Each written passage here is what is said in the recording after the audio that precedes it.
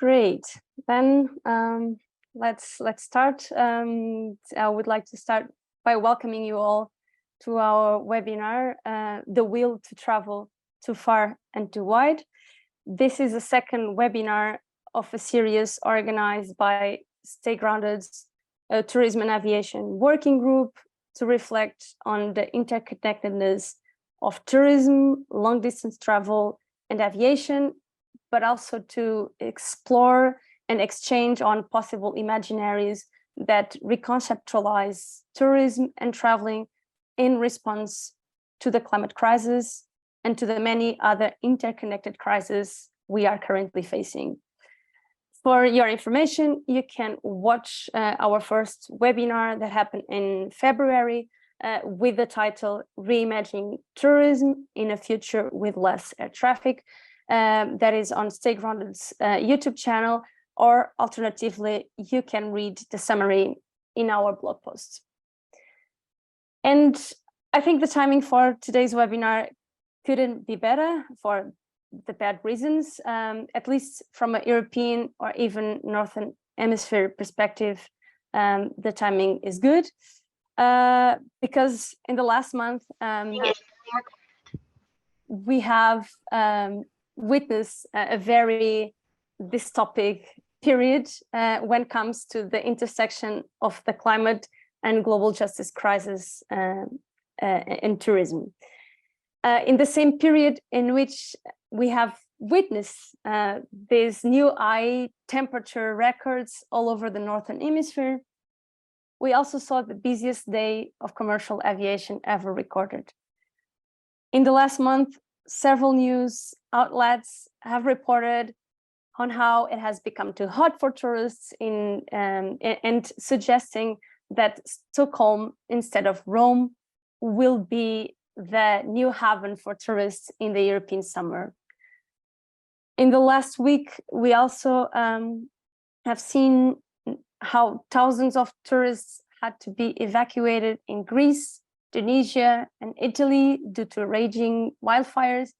And these tourists got way more coverage than local communities who are losing everything and even their own lives to this human-induced climate catastrophe. We also desperately witnessed how the world's eyes turned to the rescue of 5 billionaires when their superfluous tourism adventure went wrong, while hundreds of refugees fleeing war and impacts of the climate crisis drown, or better said, were drowned in the Mediterranean Sea with few media coverage. None of these events or many others alike seem to be enough to seriously bring into question the tourism industry, its associated travel, and respective greenhouse gases emissions. The media is reporting, but is reporting on how the climate crisis is a threat for the tourism industry.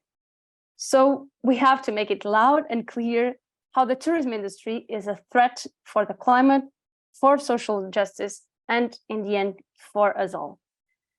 As the right to leisure traveling or touristing around seems non-negotiable in some regions of the world, we need to take 2 steps back to understand why are people traveling and what other ways of traveling could attend those motivations, those needs underlying traveling and tourism. Today's conversation is just another attempt to offer a vision that could transform traveling back to the state of a meaningful activity while seriously addressing the ecological and social crisis. To guide us into this discussion, we'll have Neos Kroos Costa and Freya Higgins-Debiols. Neos is a lecturer at the University of Girona and Catalonia, Spanish state, and a researcher in the fields of tourism and personal development, heritage management, corporation, and regenerative culture. She has taken part in education and social volunteering and has become active in ecological activism. Freya is an academic at the University of South Australia and an activist with Tourism Alert and Action Forum. Her work focuses on just and ecologically sustainable tourism. She is the co-editor of the two recent books, Socializing Tourism, Rethinking Tourism for Social and Ecological Justice, and the other book, The Local Turn in Tourism, Empowering Communities. We will hear Neo's input first on understanding the motivations for traveling, followed by Freya's input on proximity travel. And in the end, we will look forward to a lively discussion with you all, with your questions and comments. And I just wanted to thank you again very much to Neos and Freya for sharing your learnings and knowledge with us today. And thank you all of you for attending this webinar. I hope you have a good time. And Neos, if you want, the floor is yours. You can go ahead. Okay. Thank you. Yeah, I will start by sharing a very sketchy set of ideas that may help for further discussion, hopefully. But just before that, I'd like to mention that today is St. James, which is the saint patron of pilgrims. So it's a very nice day to have the discussion just by chance. But yeah.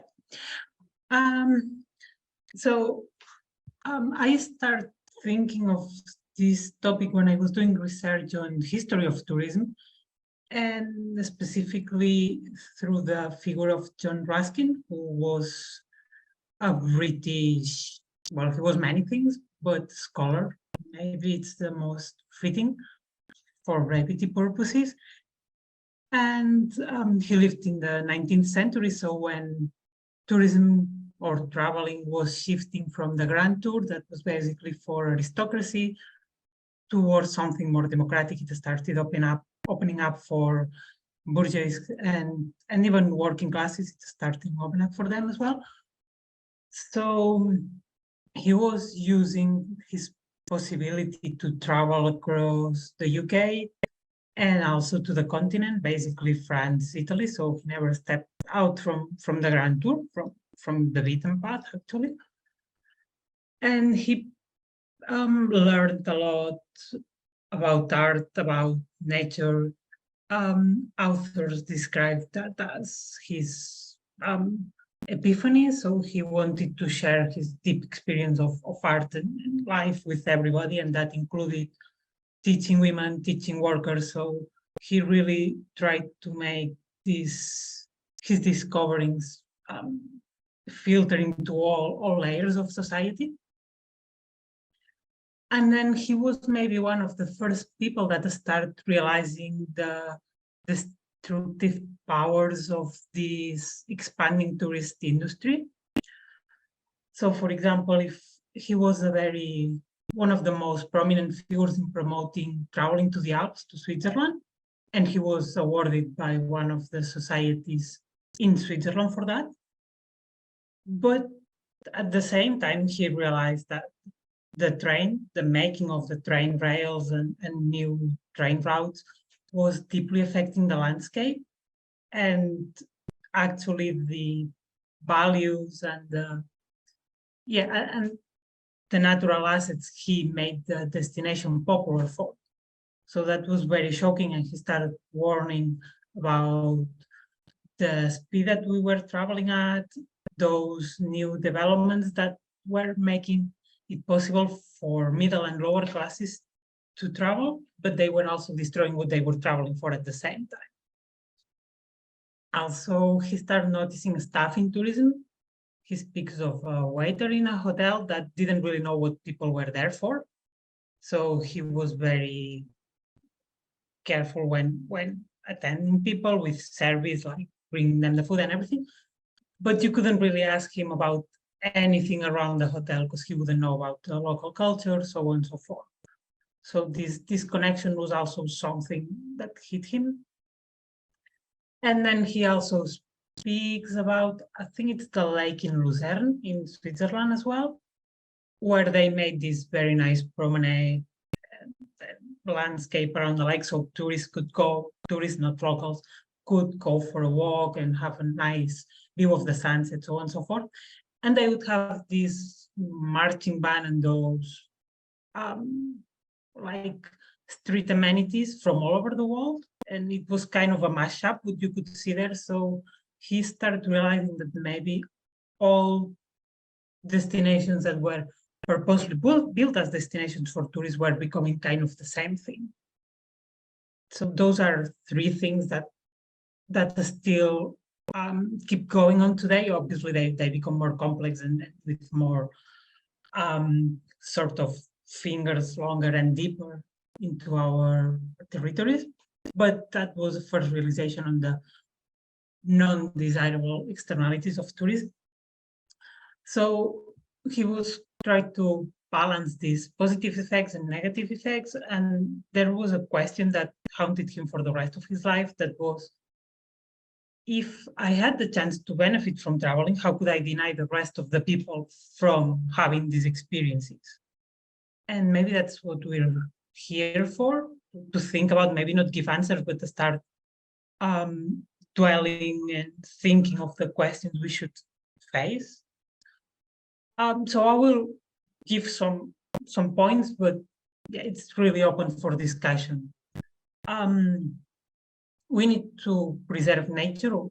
First off, Daniel explained it very well for survival.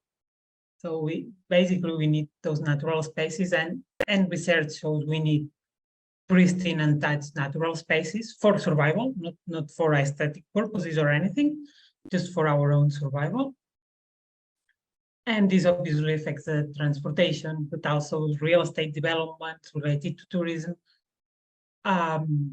theme parks, and all these kinds of infrastructures. Also links to the exploitation of animals, and especially big transportation infrastructures such as ports and airports, which maybe this is not so often in the news, but they also cause lots of issues with military interventions on local population, housing problems, so on and so forth. So this is the bad side of it. But if we think historically, and probably we find parallels today, if we think of the 19th century, for example, the possibility to travel, even if it was only on the day off for working classes, which usually was Sunday, it meant the only possibility for them to escape this polluted city and go into nature again. So in reconnecting, reconnecting with nature, in reconnecting amongst them, so social cohesion, which was not only for working, exploiting purposes, but something more personal and human. And obviously trade unions thrived in that context as well. And they were, some of them, especially anarchists, were very mindful of how workers would spend their free time.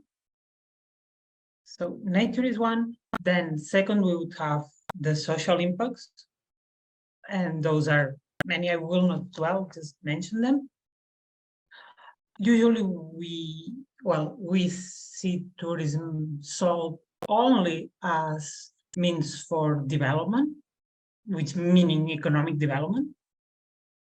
And that may be true under certain conditions, but not in all conditions. That's the trick we usually fell into. So if you look, for example, Cancun, actually we saw Cancun closed in its 50th anniversary, which I think was very meaningful already. And then some magazines within Mexico have made in the recent years very detailed and very exposing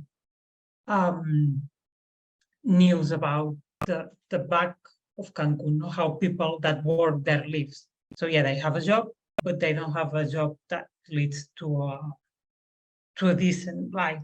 You know? If you can see, the houses are not houses, are barracks. If you see the neighborhoods, all the lack of infrastructure for water, so on and so forth. So what kind of development that has been in the tourism literature for a long time as well, but it still needs to get to soak into practices, both in the industry and in government as well. because they have not been granting people's rights either. So that's one thing. But then we have contested spaces. That's very clear in the clashes between host and visiting populations. That's very clear in Barcelona, in Venice, in so many cities in the south of Europe these days, but also between indigenous communities and visitors, and that happens in America, in Asia, so on and so forth. Then we have this competition for resources. So who's using the water? If it goes for whoever can pay a better price, a higher price, it's going to be tourists, golf courses, so on and so forth. So maybe, as some people has already pointed out, we should find non-money ways of distributing resources. That goes for water, that goes for land, that goes for food, electricity, so on and so forth. And then all this, when tourists occupy too much space, both material and symbolic space, in Barcelona, they made a word for it. It's tourismphobia. But what means is that actually it starts destroying the core, the authenticity of the place. So again, it's going against the place, but against itself as well, because usually tourists travel for many reasons, which can be resting, learning, and so forth, but they are always linked to some character, some spirit of the place. So again, we encounter this going against itself.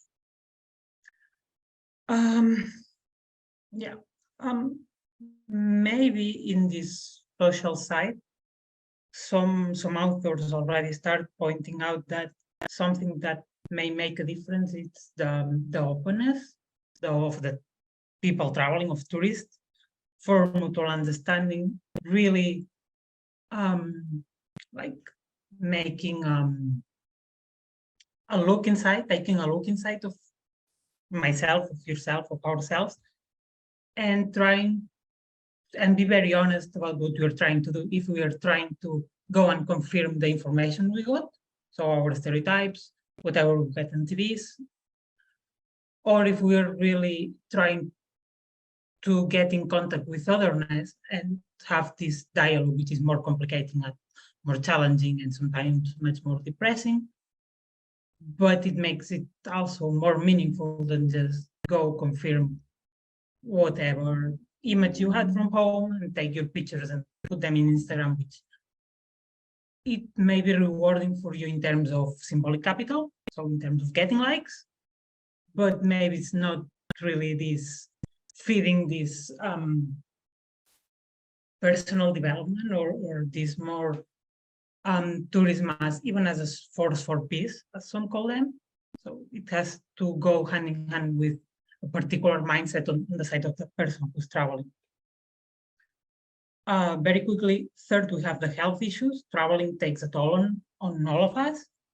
So when we're in transportation, we face noises, we may face accidents, we face this kind of vibration, which also affects the body, and we still lack research on that.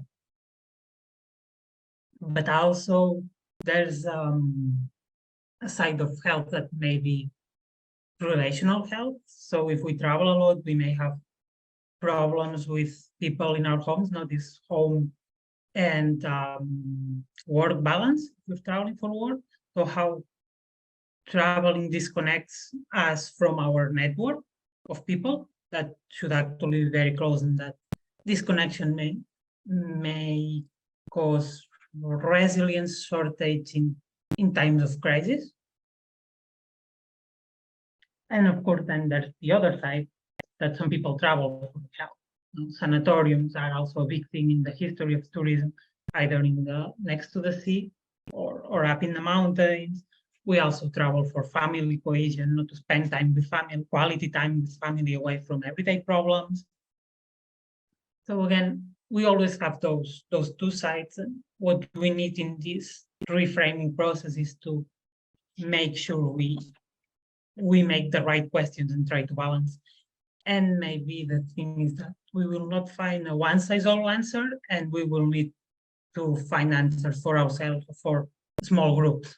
So maybe the industry needs to think about how to sell that as well, if that's if that can be included in the term we need.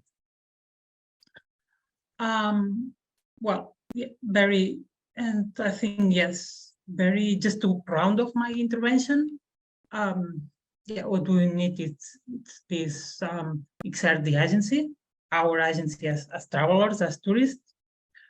And then one thing we should also keep in mind is that these industries, as all industries, and these social processes, as all social processes, at least in global north and expanding to the rest of the world, takes place within the capitalist framework.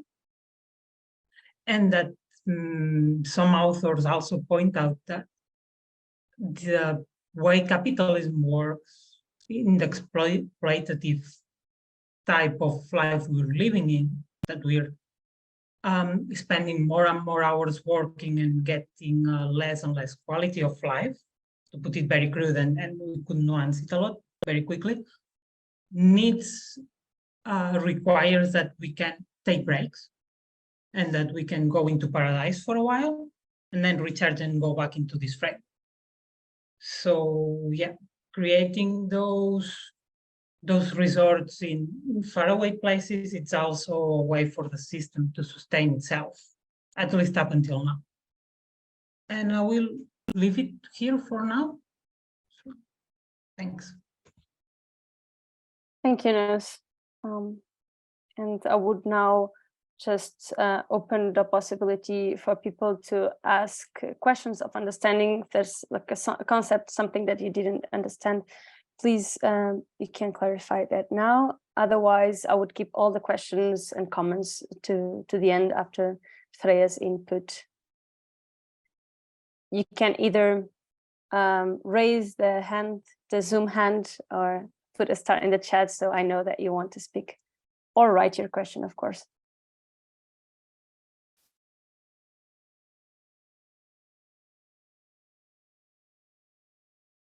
Okay.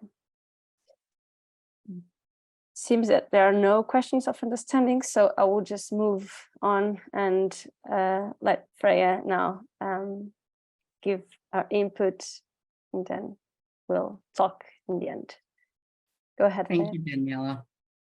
And thank you for the great introduction. And Neus, it's an honor. Sorry to interrupt, but there's a question of understanding that just came in. If Umaid is just asking you, Neus, if you can clarify the final point you make about capitalism and the creation of paradise in faraway places. Yeah, thank you for the question, because I think it brings nicely to what Freya is about to explain as well. So the idea is that, put it very crude again, and very sketchy, so bear with me with that. But what I mean is that, for example, in my case, I work, in my contract says 8 hours, it's never 8 hours, it's 10, 12. And then we have to add the time for commuting. And then, of course, you have your family time and all of that. And everything, and the cost of life is rising now because of the war, or because resources are becoming more and more scarce. So we live in a place where we have very little time to ourselves, even very little time for enjoying with our family, friends, whatever communities we have. And we need to devote more and more time to survival. So capitalism is becoming very crude for middle and working classes. And having the promise of this breaking time, whatever vacation you want to take. I set the example of resort in the Caribbean, but anywhere. Having this time off, it's a way to remind you that those things also exist, and that you can aspire to get them and to get more of this paradise into your life. Then we should discuss if that's possible or not. And it seems to be going farther and farther away in the paradigm we're living now. And so it's this little enjoyment and the promise that keeps us in a system that it's basically dying at the moment, but we keep feeding it because of that. I don't know if I made myself clear. Hopefully, yes. So capitalism is making our lives miserable and we need to escape. That's, I think that's the point. And thanks for bringing this point. It's a very important one. And I will now hand over to Freya. Thank you, Daniela. And I love to start at the place that capitalism is making our lives miserable. I can definitely pick up on that theme in my talk. I'm Freya. I would like to do a tradition that we do in Australia of acknowledging the traditional owners of the country. So I'm talking to you from Adelaide in South Australia, and the traditional owners are the Kaurna people. And I think what's important to learn from this tradition in settler colonial countries is to acknowledge the realization of the care for place that Aboriginal people have done and still try to do despite settler colonial devastation, that it concentrates our minds about local places and local people, and to concentrate on the love of place that occurs in this, that often gets overshadowed by tourism, because as Neo said, in capitalism, we're creating other places as paradises, which are false impositions on places, and it's almost imperial impositions on places that don't engage with the reality of real people and real places. And then as engaging in that reality, actually caring and creating a caring power for places and people as a result of that real relationship. So I think that's important to start with. I will say, I'm going to talk to you about something I wrote last year about using the idea of proximity tourism and travel, which has been written about in tourism studies from about 2017, and to move into something that I'm calling the subsidiarity principle in travel and tourism. And to say that this is particularly in a position of me as a tourism academic and activist, trying to talk to the tourism discipline of academic studies to get them to transition to a more sustainable space. So it's a conversation that's different from what happens with activists, where we don't have the common language of criticizing tourism and talking about human rights and justice. So I'll just position the work in that space. And I know with you, I am in a space of talking about human rights and justice in tourism.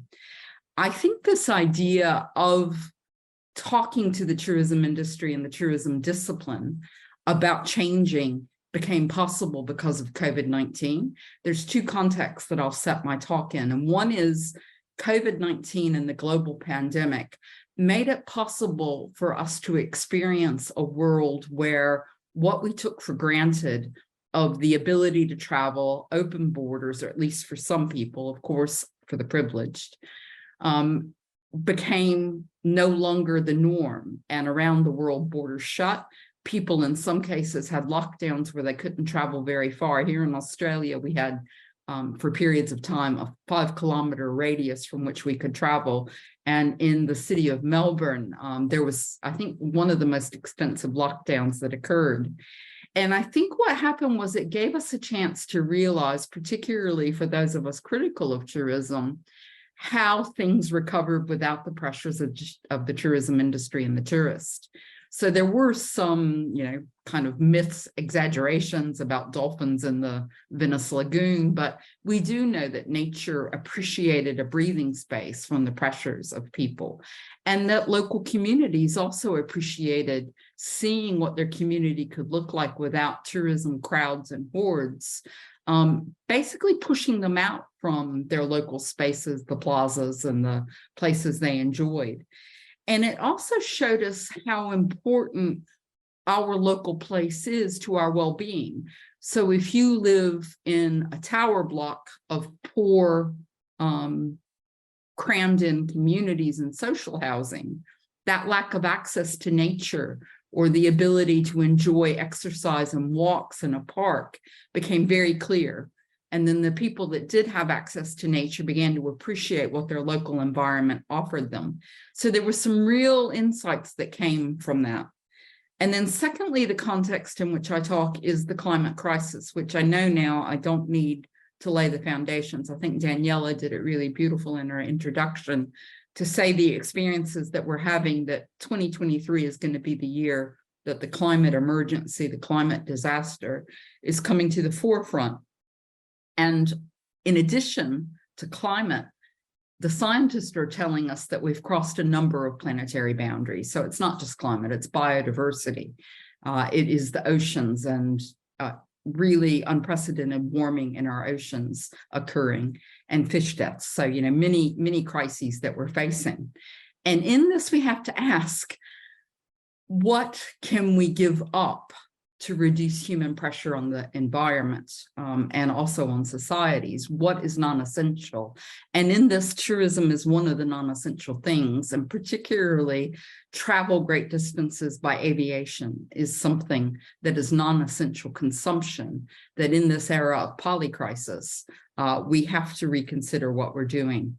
So in that context, I looked at the idea of proximity travel, and what that term applies to is thinking about traveling closer to home and enjoying your local environment with fresh new eyes, which obviously the pandemic did.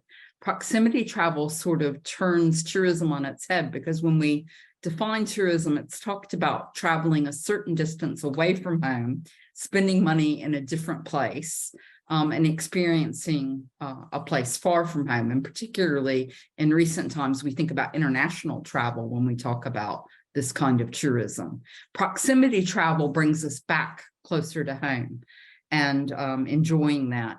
And I'll say here in Australia, we experienced it with the fires of 2019 before the pandemic, where several communities on the east coast of Australia experienced devastation from the fires.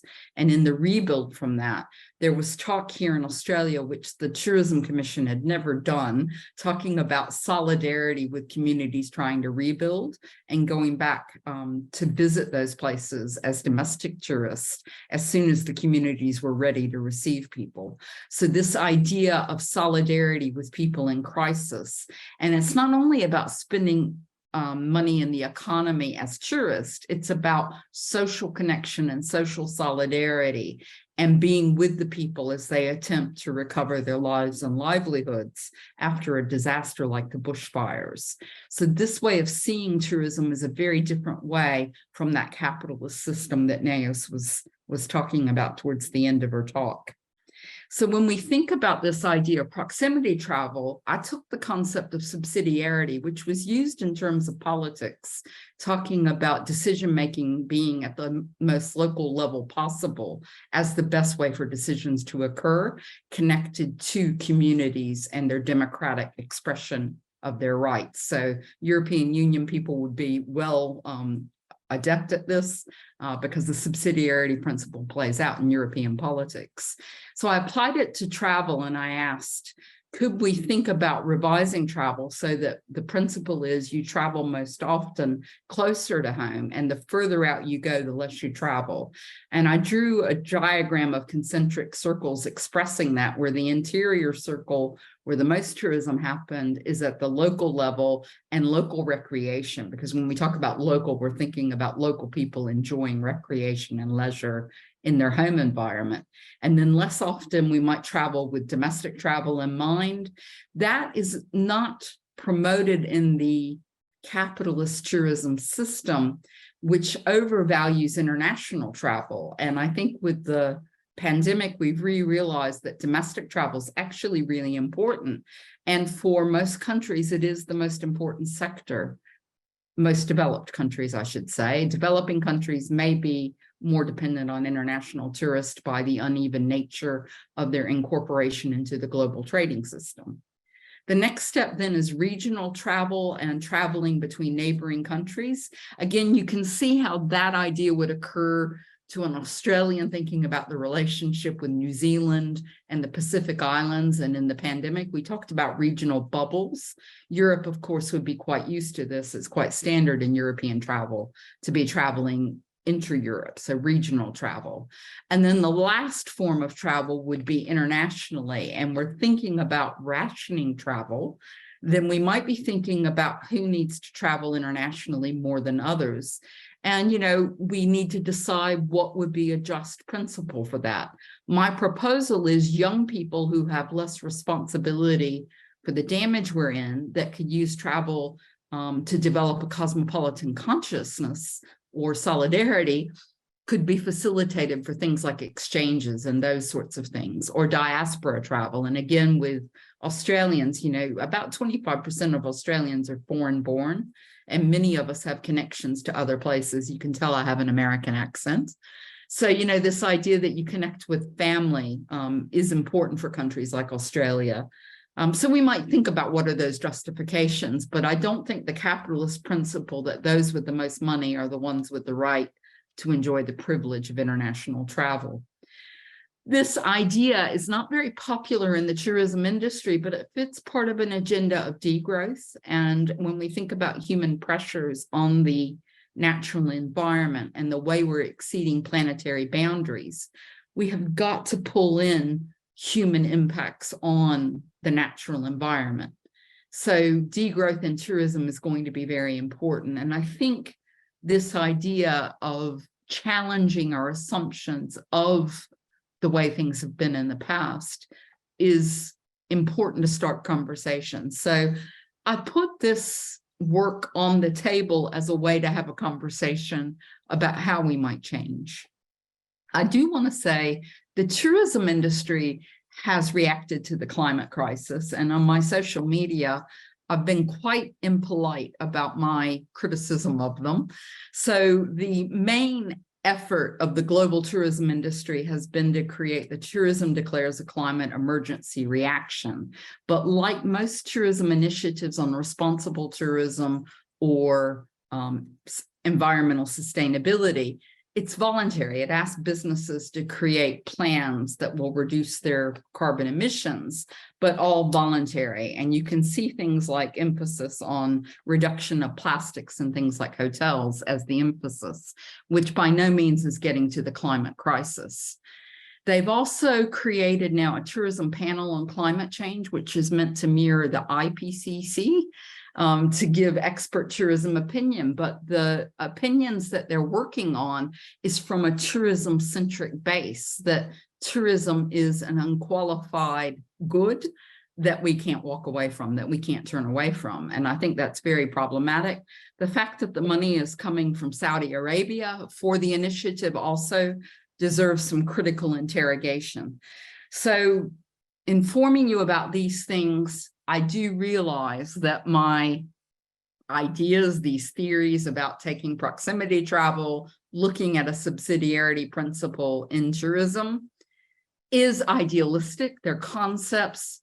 How do we make them real?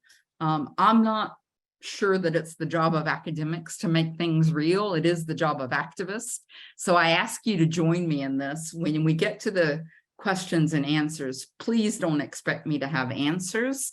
I have ideas and I need you to help me to make them more realistic. But, you know, there have been propositions on this, and I know that Stay Grounded is working on some of these things like proper taxes on jet fuel, actually costing carbon emissions into the price of tickets for aviation.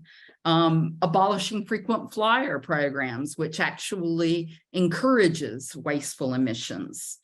We also need things like incentives and subsidies for proximity travel to make it attractive. So for instance, people who are not privileged might not know about the initiatives of social tourism. I, in fact, experienced it even being an American, that when I was a young girl, my mother was a single parent, so she had no excess money. And what we had was a program for farmers, young farmers, to send kids to holiday camps. That's social tourism. I know it's quite prevalent in Europe. Europe has more respect for social tourism than the Anglo-capitalistic sort of countries. So, you know, we need those initiatives that spread out more evenly the possibilities for tourism and keep it closer to home as a result of that. There's been research in the pandemic that has talked about nature as therapy. So part of saving biodiversity is rewilding. So could we rewild cities and have nature therapy as part of our urban living and enjoyment? That should be the role of tourism. We do have cultural changes like flight shame, which I think is taking off quite well. And then we need the industry to demarket tourism. So for instance, one thing that I'm really determined to focus upon is to make sure that the tourism commissions like Tourism Australia realize that they need to prioritize domestic tourism and promote that for climate reasons in the future that we face, and deprioritize international travel and dependency upon that. As I get to the end of what I'm going to talk about, because I know that I'm running out of sort of time, I do want to say that I know this is a Northern privileged perspective that I've developed, because in fact, I'm a Northern privileged white woman living in Australia from an American background. So this work cannot be done without attention to climate just mobilities. And I know that Stay Grounded has written a definition of that.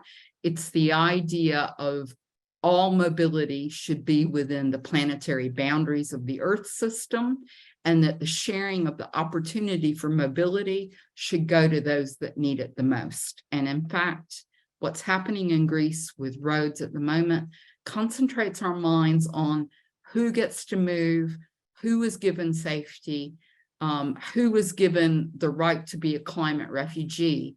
And the reason I say Greece and roads is because at the same time, Algeria is struggling with fires, and there's been very little attention to some serious fires happening at the Algerian-Tunisian border. So climate just mobilities must underpin all of these efforts, and we need to approach these issues from a point of global solidarity, and to have avenues where we communicate how we're going to come together as a global community to create a future where humanity can survive. And so in saying this and talking about our transition, our just transitions to a livable future, we need to read and listen to the experts that are coming from the global South. And I'll just mention Farhana Sultana is working on this in her work about global climate justice. And we need those voices to come into very, very strongly into our considerations. The last point I want to make, I've tried to put energy into this and to be positive and to smile about it, but I want to say this.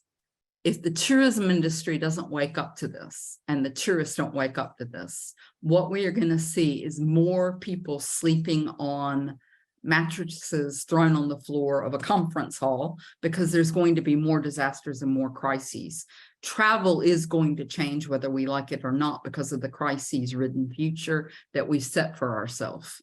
My view is we should be making this transition now as a positive move to say there are great things that will come out of localizing travel, bringing it back to the local levels of connections between communities and creating solidarities between communities, because that will help us adapt to the future that we've created for ourselves. Because the scientists are telling us we've gone too far. Even 2 degrees of warming now is piped in, and we're heading to 4 degrees of warming.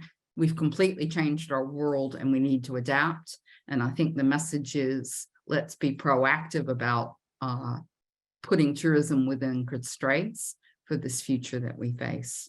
Thank you so much. Thanks a lot, Claire. Very, very good input. And I just wanted to highlight two comments that came in during your input, while others are formulating their questions and comments, hopefully. So to give you the time, I just read Elizabeth's comment that she loves the idea of proximity travel.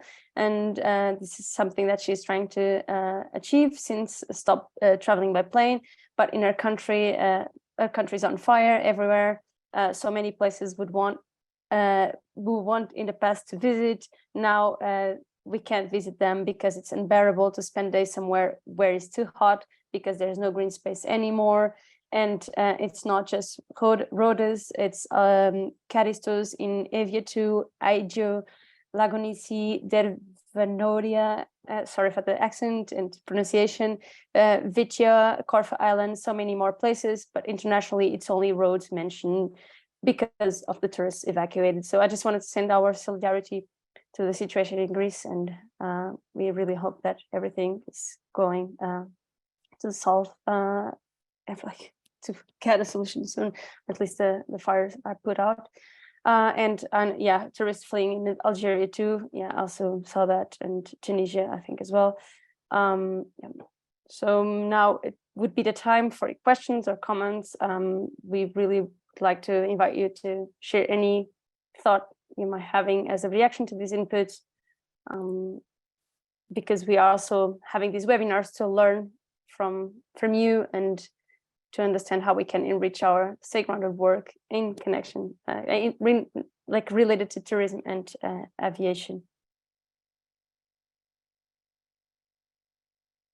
Again, you can just raise your hand with the Zoom function or put a star in the chat so I know you want to speak.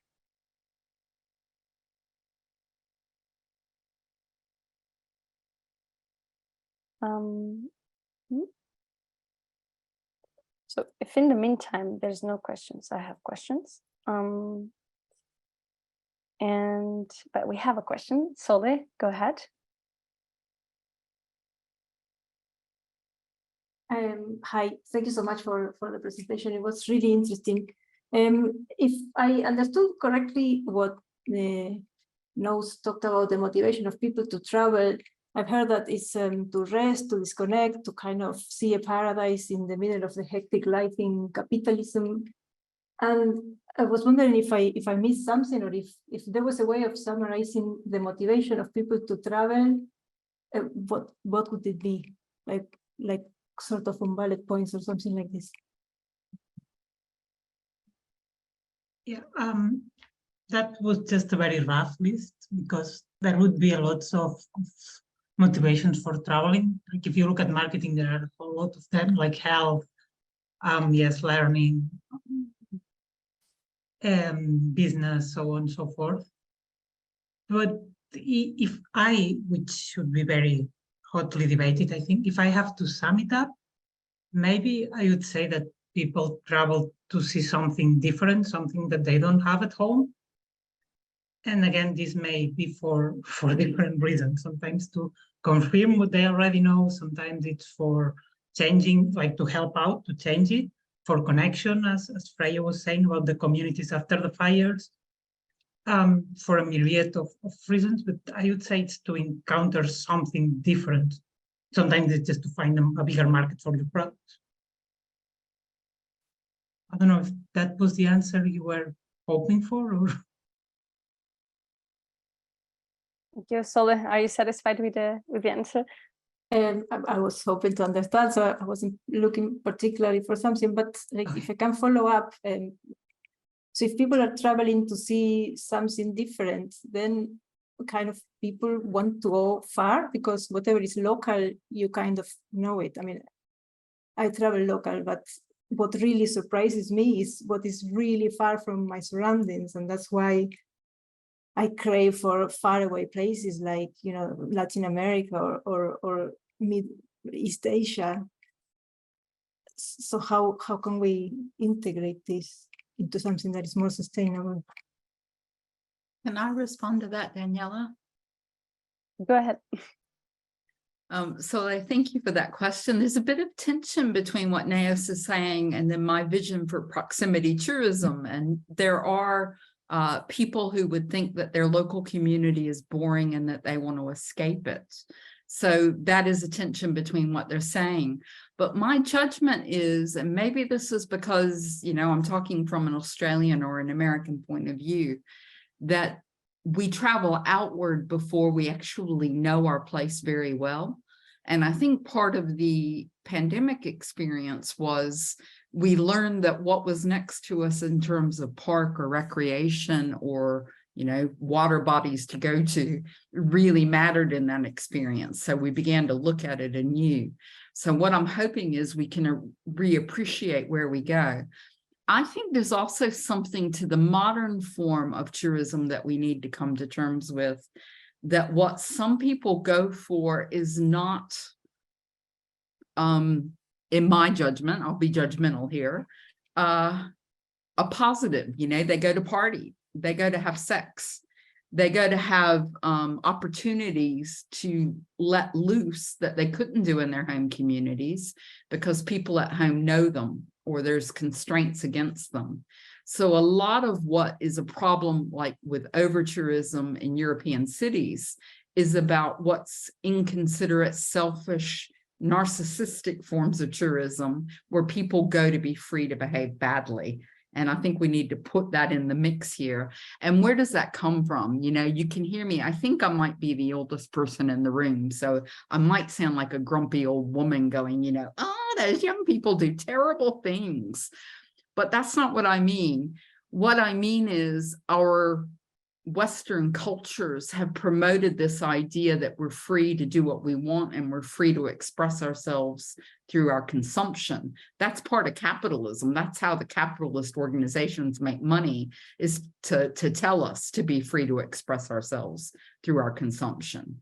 And then that ends the idea of responsibility in our behaviors. So I think these are some of the tensions that exist between local communities that you travel out from and the local communities you travel to, is that freedom from constraint and to break the rules and be transgressive and those sorts of things. So that is part of the spirit of travel that we have to talk about. Thank you. Nils, do you want to complement? Yeah, I totally agree with what Freya said. So I think we should also here think of the narratives and what the marketing imagery has made, and exoticism, which is also something very Western, and how that is pictured as luring, as what's desirable, as what builds your identity even. And then while Freya was speaking, I was thinking of how many times I got the comment from somebody that, oh, now that you're visiting me, not so far away from here, but now that we're getting you visiting, we're going to the places that are of interest to tourists. So we don't really know our place either. And that goes to what we value, why we value what we value, and all those questions we should be doing about this spirit of traveling and the industry of traveling. And then also I relate to what Solo was saying, but I want to travel far away. And maybe we can still do that, but not in the way we were doing it up until now. So that goes into questioning our lifestyle. So maybe it's not about not traveling at all, far away to another continent, or maybe it goes into how do we travel, like maybe going to South America or to Southeast Asia from Europe.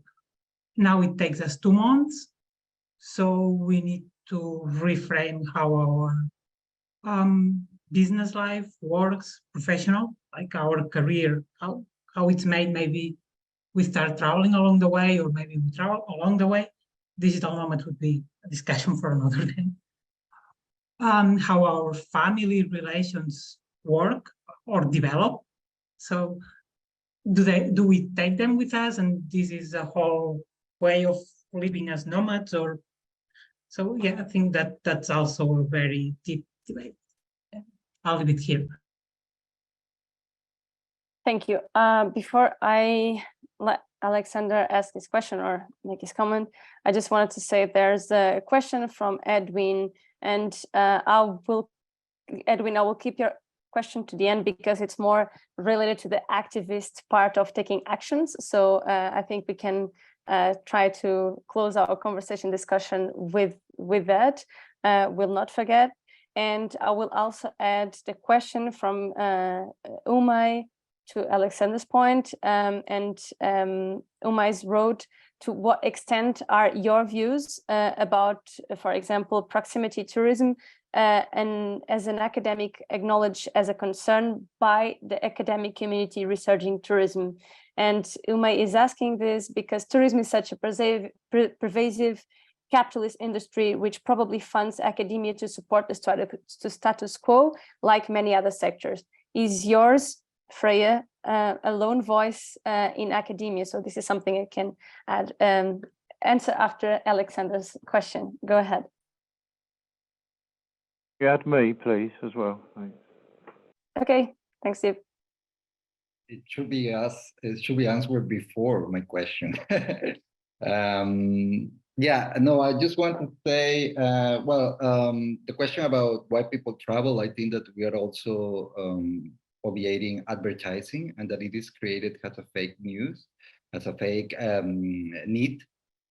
Sometimes traveling is we are bombarded, like movies, there's like advertising, there's all these things that says you have to travel to Shanghai, you have to travel to Dubai, you have to travel to Cancun next time, and then get cheap flights and get this voucher 50%, 50 euros discount from your fare. And then you get all this information that constantly says that you should go away. And I think that this is also interesting because it links with China. I really don't like talking about China because it's like the argument that all climate deniers said, oh, but look at China, etc. But China is very interesting because like part of their social credit, like when you get this social credit that is tied to surveillance industry and etc., one of the prizes you get is like you are allowed to do international travel and that kind of things, that it is not local domestic travel. So I would like to hear what Freya is thinking about. I support the idea of the transition to the proximity tourism, but I'm a little bit concerned on the global scale and how is this going to look in reality, particularly for the workers dependent on tourism industry. So when we think about Kenya or even Costa Rica, where I'm from, they don't care if you are there. I mean, they notice the difference if you are there partying or you are there in a conference, congress, or etc. What they want is the employment. The people that are cleaning the rooms, they don't care if you come here to do yoga, or they don't care if you come here to photograph animals. They want to have a job. They want to be able to feed their families and etc. So when we think about domestic travel, we have to be critical, I think, of the category of the domestic, because within Europe, a travel to France, between France and Germany, it is still international, even when it's pretty domestic and you can take the train. But right now, you can fly between the many airports that are being built in India or China, and that's domestic tourism, but it's still polluting because you're flying and the infrastructure is controversial and etc. And now China, for example, competing with the big major cruise ships industries, they have developed their own cruise industry company to do internal trips in China. So like they knew that the Chinese, that the cruise company is booming within Chinese citizens.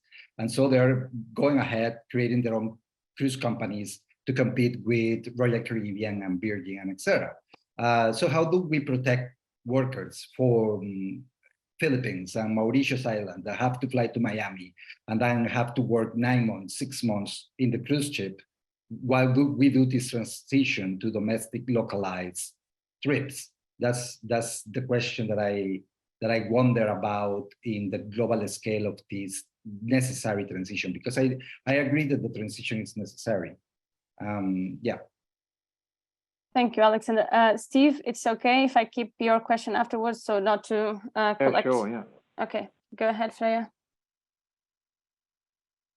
Thank you for that, Alexander. This is a tough one, and it's my view that the countries in the global south that have been made dependent on tourism, it's been done intentionally to put them in a state of vulnerability. And at the same time, the efforts with structural adjustment programs has been to undermine subsistence living and keeping people connected back to their communities and having diverse economies. And to me, the lesson of the pandemic is that vulnerability that comes with it. So I'll say that this thinking was particularly shaped from my Australian positioning and watching news come out of Bali in particular, and also the Pacific Islands. Whether that translates to other places, I'll need you and others to judge that, because it might not be practical. I have the view from my positionality on this. So with Bali, the reports came that when the crisis happened, people in tourism jobs in the South realized that they were going to be without income and almost homeless as a result. So many went back to their home villages, largely in the agricultural more northern parts of the island.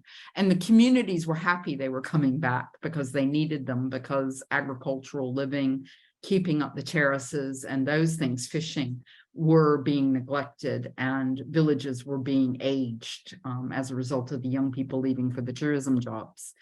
I haven't seen research that's interviewed the people that had the tourism jobs as to whether they like that better or not. So that's a question that I can't answer for you. I can say that I've heard conversations in tourism forums of the Pacific Islands, and this includes many of the islands in the Pacific, and research coming from Api Mabono, who's a Fijian scholar based in New Zealand, and Regina Scavens, who have documented how in communities in Fiji, the communities were really happy to have the young people back. Similar situation to Bali, of people coming back to their home villages in the downturn in tourism.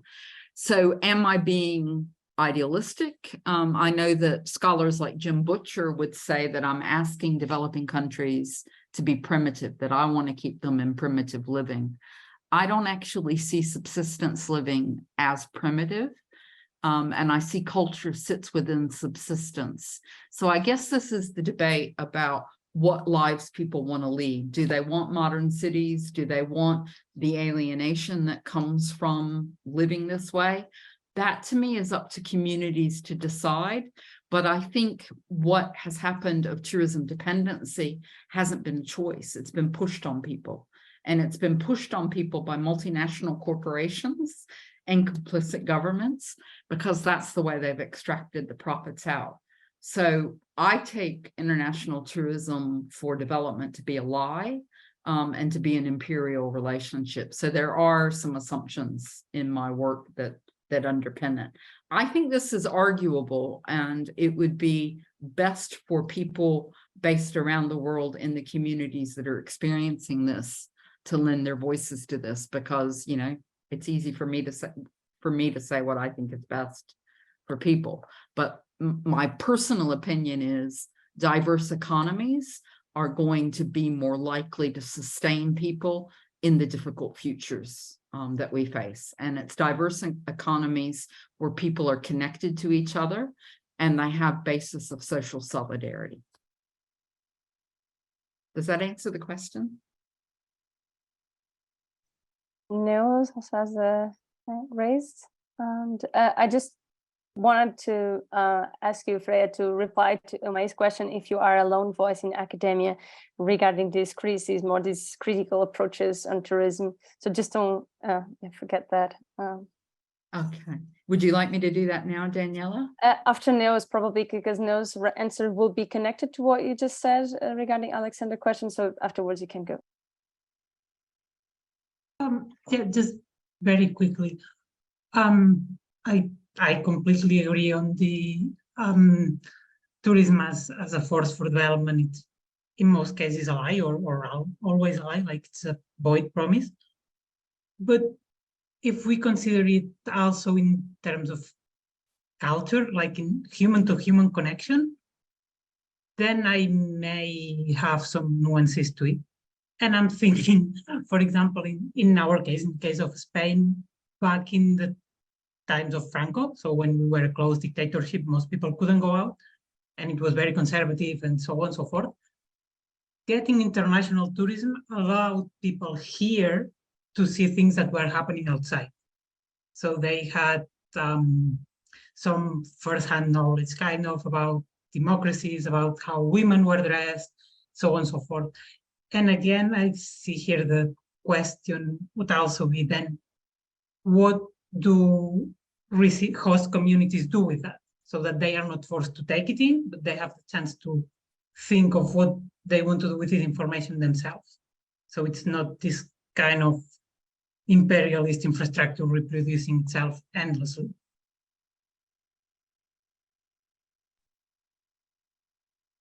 Thank you. Freya, do you want to reply now to Emma's question? Yes. I have been a bit of a strange creature in my early career of being an activist academic, and I said that early. I came into tourism academia unwilling. I had been doing work with development non-governmental organizations, and I really came into tourism as a critic of tourism and focused upon the rights of the host communities, which was not a normal way to be at that time. Things have changed considerably in that time, and there's a lot more activists in academia doing some really exciting work and doing work that's impactful with communities. So that's wonderful. Has there been anybody that's been willing to do what I've done on this paper, which is a bit challenging? No. But I know that quietly there are powerful people who agree with me. But the problem is, if you want to teach tourism students and you want to be relevant to the tourism industry, saying this makes you seem too radical. And I've paid a price for being willing to be vocal about that. But let me also say, it's been wonderful to be unique because there's been a space open to me as well. So, you know, it goes both ways. But I believe that there's a lot of people now that are waking up to the crisis and even becoming collapse aware. And I think there is innovative thinking that, you know, is just waiting to be expressed. But let me show you this. I want to write something now about collapse and tourism, but it's occurring to me that the minute that I write that, then my ability to have influence to talk to tourism might be closed, because if I say collapse makes tourism irrelevant, then people will say, then why are you still writing about tourism? So, you know, it's influencing my own thinking about the timing of what I want to share about where my thinking's going. So, you know, this is the reality of things, is that if you want a platform to have a positive impact, you have to be thoughtful about the timing and how you share your ideas. And for me, it was the COVID pandemic that opened up this doorway for this thinking. And I thought this is the moment that this idea can be shared. Thank you so much for such a good question. Great, thanks. And I will now let Steve to ask his question. And in the meantime, just want to let you know that Bernard has shared something about domestic tourism, a very interesting graphic with the numbers by country. Yeah, Steve, go ahead. Yeah, just Steve from Rising Tide UK. I just wanted to flag up, apart from music, sports tourism, which seems to have quite often been neglected. So, for example, the last Football World Cup in Qatar, there are plenty of reasons why it shouldn't have been in Qatar, but at least in a small country, the teams weren't flying to lots of different venues to play up to 15 games, like they were in Russia, for example, where they were flying up to 4,500 miles just for a game and back again. And of course, the situation is similar for the Olympics, and Test cricket is even worse. especially when England play New Zealand or Australia, and lots of fans go there as well. So the FIFA World Football Federation made a big song and dance about not having to fly between events in Qatar, but of course in the next World Cup they'll be back to square one, and their only stop to emissions reduction is to move one of the portable stadiums from Qatar to the next venue. So, I mean, how can we deal with that is the question. And I would say one of the ways we can deal with that is guess who the sponsors are of all these international sporting events. Well, they're the oil companies and they're aviation companies, among others. So maybe that's a route in for us to try and look at that and deal with that and put that on the agenda, like we have with arts sponsorship by oil companies, which has been quite a successful campaign. And before some of you answer the question, I just wanted to add another question from my side. And this is about the question of like traveling for personal development reasons, and how sometimes this is connecting to visit places, cities with a very rich cultural scene. And I would like to understand, and I think this can be answered by Neos and Freya, how we can avoid to create or incentivize these hotspots, like tourism hotspots, even with proximity travel. I'm just thinking about Barcelona or something, or cities are very similar that are sold as these centers of culture that everyone should go and visit, at least in Europe. And we can avoid that risk. I think it's a very important one, exactly how we can, in general, avoid the risk of creating tourist hotspots with proximity travel and not kind of go over the carrying capacities of places. And I will let you answer Steve's question first and then mine.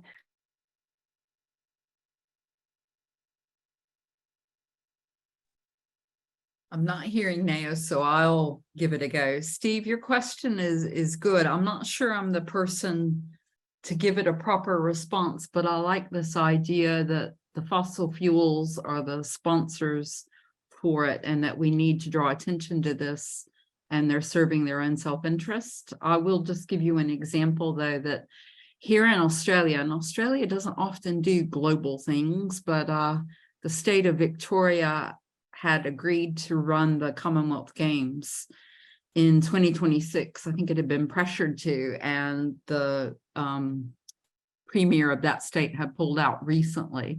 And he said it was because the economics didn't stack up when the state has problems with health and welfare of people, that the spending didn't make sense.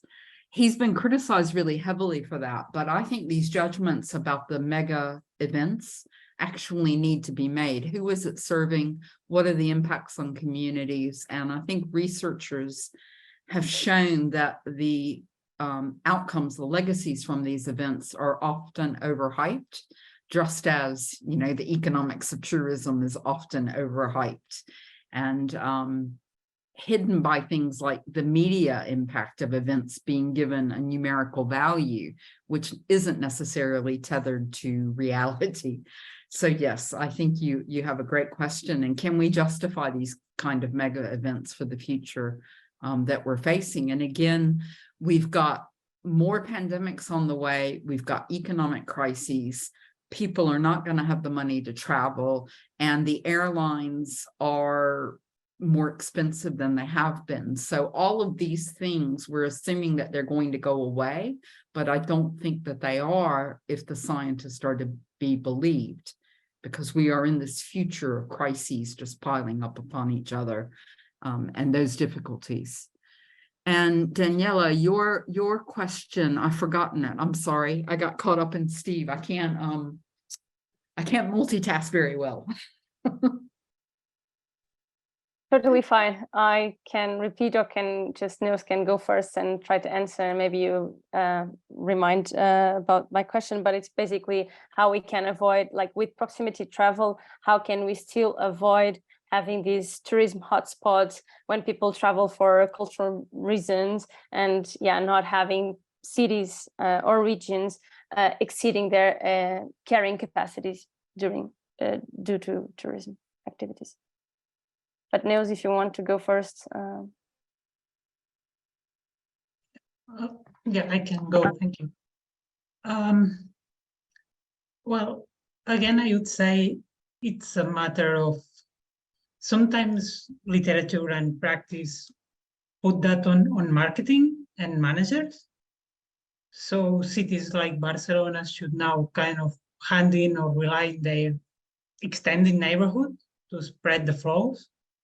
And so we should start marketing those as well. But then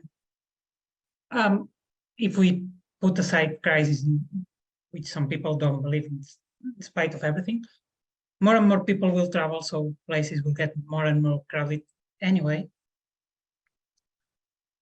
So I don't think we should put everything always on managers, but we should also start kind of taking our own responsibility as travelers. So maybe, as I said before, it's like, why do you want to travel to Barcelona? Is there something that really hits home for you? Or maybe you're just going with the flow and going there because everybody is going, or maybe because you're curious, but without any real or specific motivation for Barcelona. So maybe if it's just out of curiosity, you can go somewhere else.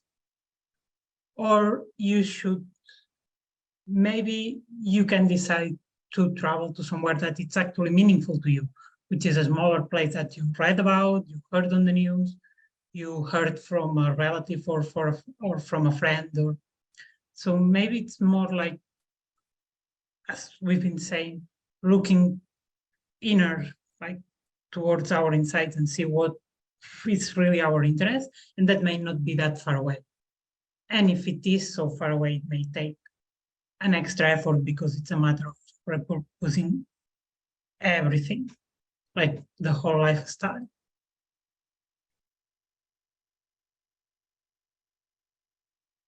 Freya, do you still want to answer as well? I'll make a comment and see if it has value. I think that with the principle of subsidiarity, one aspect of it, it's more complicated than what it looks. So it's the idea that you travel more to places that are closer and you travel less to places as they get further away. So with that, we should be getting fewer people traveling. And I think the principle that could be reasonable to push in the next few years is the idea that you have a responsibility when you use your ability to travel distantly, to spend time in a place and to spend money in that place, and to participate in what is called slow travel in that experience. And I think that creates a responsibility of people to place, and then follow the instructions of the local community about how you access the places that you're slow traveling through. So we see, for instance, Italy creating regulations, some Italian jurisdictions, to ban selfies because it makes the tourist space unfriendly for the number of people who want to access it.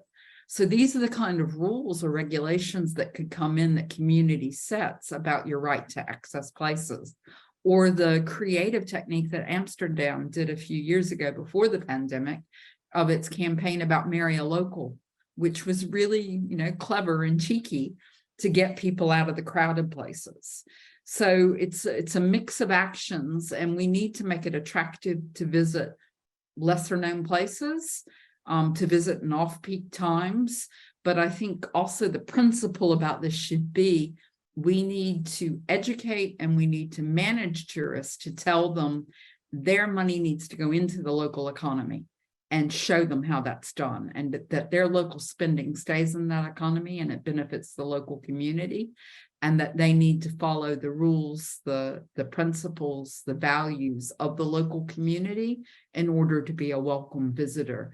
And I think that that can be done through a variety of ways, and we're seeing it happen by the creativity of destinations, the creativity of travel writers who are beginning to talk more about responsible travel and being a welcome guest. And then you have the flip side of that is you have horrible tourist experiences if you do engage in overcrowding, if you're one of the ones that's pushing your way into a place and you're leading to over-tourism. It's actually not a good experience for the tourist either. So that would be my answer. And can we change the culture? You know, you've got all of this promotion of digital nomadism now and, you know, loving the technology. Again, I'm going to sound like the angry old woman that I am. The digital nomadism is such a selfish thing.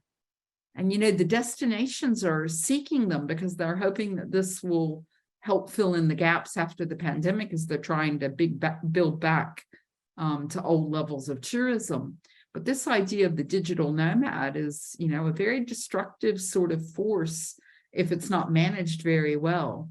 So we need to really, I think, shift our center of attention on local communities, local community rights, and local community benefits. Thank you. Yeah, the topic of digital nomads has been also in our lists of potential webinar approaches. And we also seen how these digital nomads could be considered frequent flyers because they really move a lot throughout the year. And we have like 6 minutes left. I would just like to now bring to the spotlight the question that Edwin posed before. So thank you. Yeah, thank us for organizing, and is saying that in Uganda there's a number of planes, more air traffic it's on the way, and is coming at a cost. And as Uganda cannot fund those huge projects without loans from the EU countries, IMF, International Monetary Fund, and World Bank. And so Edwin is asking if there is a way we can also put pressure on the financial institutions not support aviation expansion projects worldwide. And I think this is a question also for other activists in the room, and how we can support this resistance. And I just wanted to say that there's also like a twist in the tourism development boom in countries in like Uganda and associated with conservation tourism, that sometimes these conservation areas and projects are used to offset flights. At the same time, they will be supporting the expansion of airstrips and so on.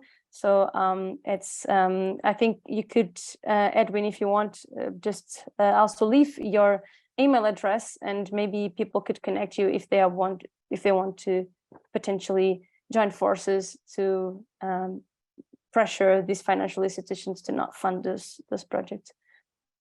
And there's another question for Freya on the contested notion of subsistence living as an alternative to capitalist access and exclusivism.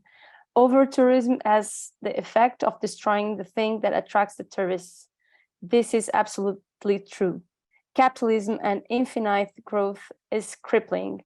What are your thoughts on developing a narrative that makes subsistence living as viable?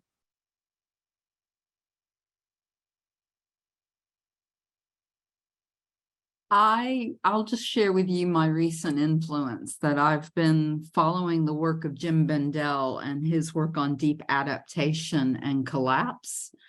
I think that if you look at the situation that we're facing, that the civilizations that we've taken for granted are going to collapse because of human impacts, that subsistence living within communities is the way that humans will go forward. And it is that relationship between people that I think we're lacking in the modern sphere.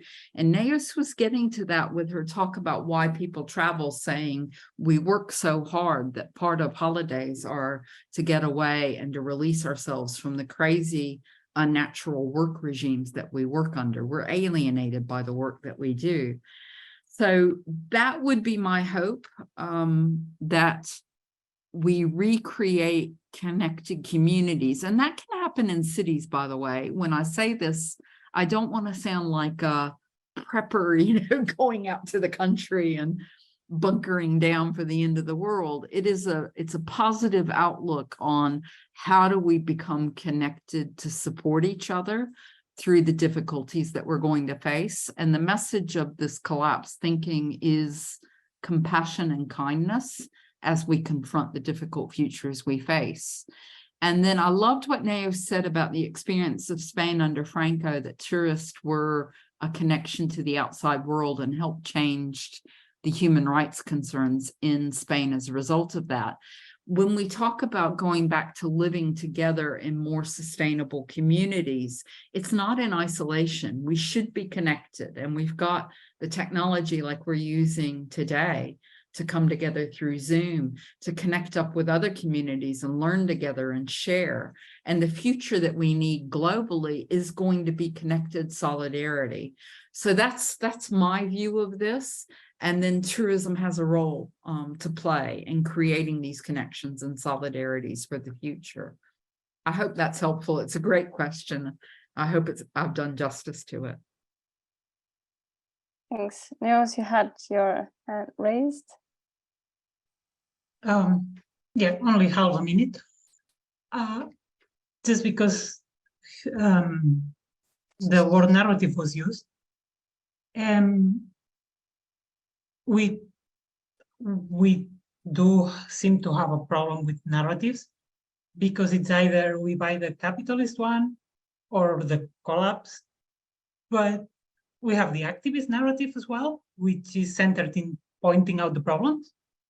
But then we seem to lack utopian thinking and more positive narratives that we can hold on to, even if they are not, if we are talking about utopian thinking, we cannot expect to get that done exactly on those terms. But it gives you something to hold on to while you're embracing this turning and the hard times it brings with it. And I think that's important to point out, that we should, and in Spain, some people is now really making an effort with that in activism, and even some newspapers, I think, around activists, to foster this more hopeful way of facing what's coming for us.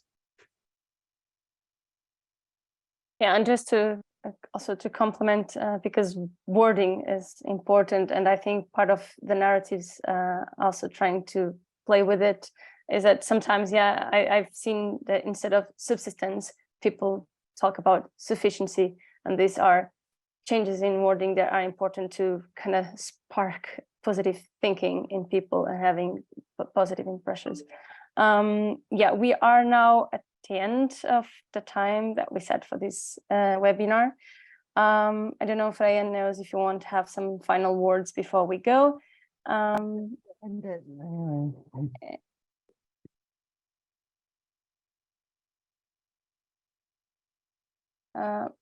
I think it was just unmuted on by accident. So if you want to go ahead with final words, it's okay. Very short ones, and then we can bring this webinar to an end.